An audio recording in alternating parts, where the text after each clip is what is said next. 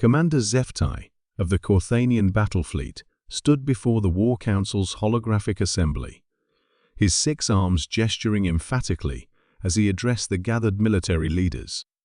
The scars across his chitinous exoskeleton told stories of countless victories across the galaxy. But today, those same battle-hardened features carried an expression none of his colleagues had ever seen before: genuine fear. "You cannot attack the humans," he declared, his voice resonating through the quantum communication array that connected 37 star systems. "I have seen what they are capable of, and I tell you this as a warrior who has conquered 17 civilizations. They are unlike anything we have ever encountered." Fleet Admiral Kethmore, his massive bulk filling the command throne of the flagship Dominance Eternal, dismissed the warning with a contemptuous wave. "Commander Zeftai, your recent defeats seem to have affected your judgment. We speak of a single planet, barely 2 centuries into spaceflight. Their largest vessels are primitive fusion-powered craft that our children could destroy for sport." "That is what I thought too," Zeftai replied grimly. "6 months ago, I led the 47th Subjugation Fleet against what our intelligence claimed was a minor human colony on the rim world they call New Geneva. 50,000 colonists, minimal defenses, standard pacification protocols expected." The holographic display shifted to show tactical recordings from the engagement. The assembled war leaders watched as Zeftai's fleet approached the small human settlement, expecting the usual sequence of surrender, negotiations, and eventual subjugation. "The humans did not surrender," Zeftai continued. "They did not attempt to negotiate. When we demanded their submission, they sent a single transmission, warning acknowledged. Response authorized. Implementation beginning." Admiral Kethmore leaned forward, interested despite himself. "And then?" "Then, nothing. For 3 days, nothing happened. No attacks, no resistance, no communication. My fleet began standard bombardment procedures to force capitulation." Zeftai's voice grew quieter. "That was when I learned the difference between defeating humans and making humans angry." The tactical display showed the bombardment beginning, Corthanian ships firing controlled plasma bursts at military targets on the planet's surface. Standard procedure for forcing surrender without excessive casualties. On the 4th day, they began to respond. Not with weapons, with persistence. The first human ship to approach our fleet was a converted cargo vessel. We destroyed it easily. Then came another. We destroyed that too. Then 2 more. Then 5. Then 10. General Vorthok, commander of the siege legions, clicked his mandibles in amusement. "Primitive sacrifice attacks. How barbaric." "No," Zeftai said firmly, "not barbaric. Methodical." Each ship carried recording equipment, scanning arrays, analysis computers. They were not trying to damage us, they were learning us.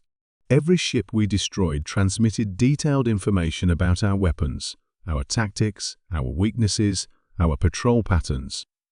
The display showed wave after wave of human vessels approaching the Corthanian fleet. Small ships, converted civilian craft, even escape pods, modified with recording equipment. Each one destroyed within minutes, but not before gathering data.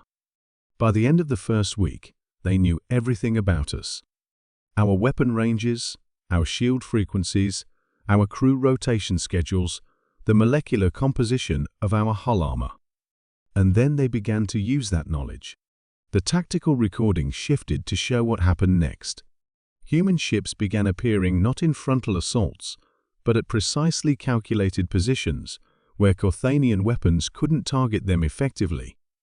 They struck at exactly timed intervals when shields were cycling, when crew changes left stations momentarily unmanned, when power fluctuations created vulnerabilities.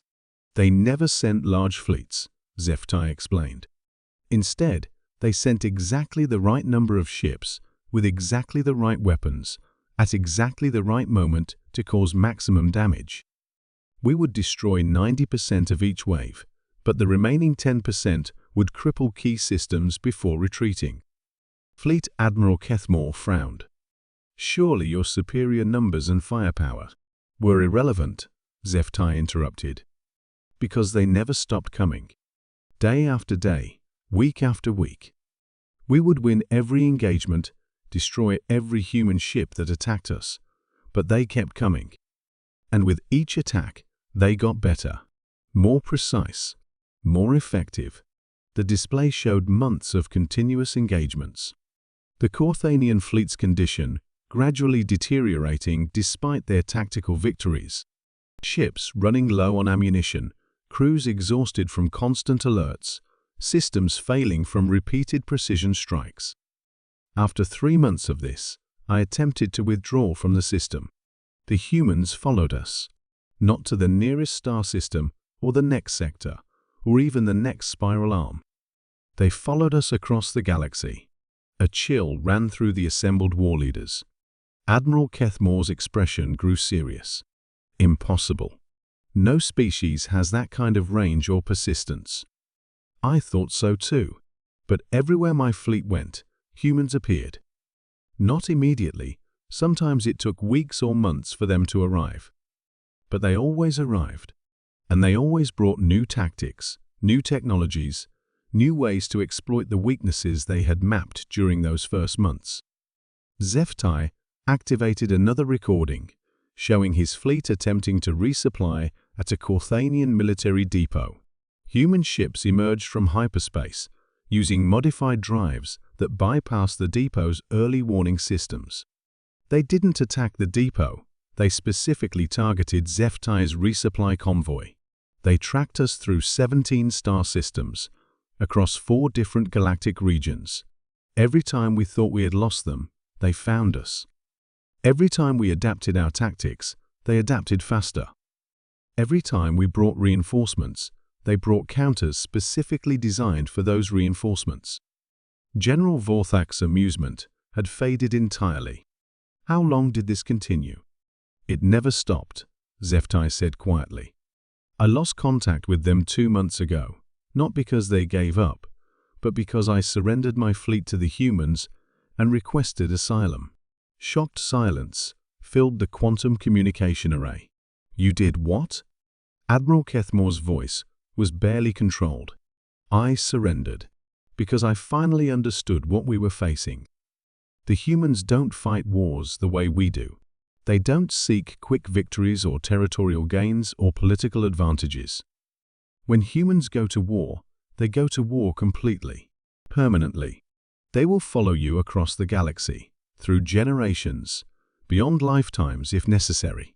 They will adapt to any defense, counter any strategy, overcome any obstacle. Zeftai gestured to his scarred carapace. I earned these marks, fighting the ethereal collective's reality-warping fleets. I commanded victorious campaigns against the crystalline hegemony's time-dilated armadas.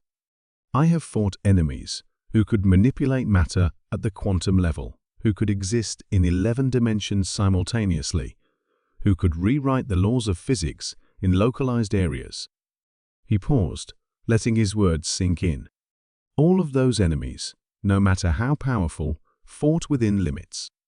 They had goals they would achieve and then stop, resources they would exhaust and then withdraw, political pressures that would force them to negotiate or retreat.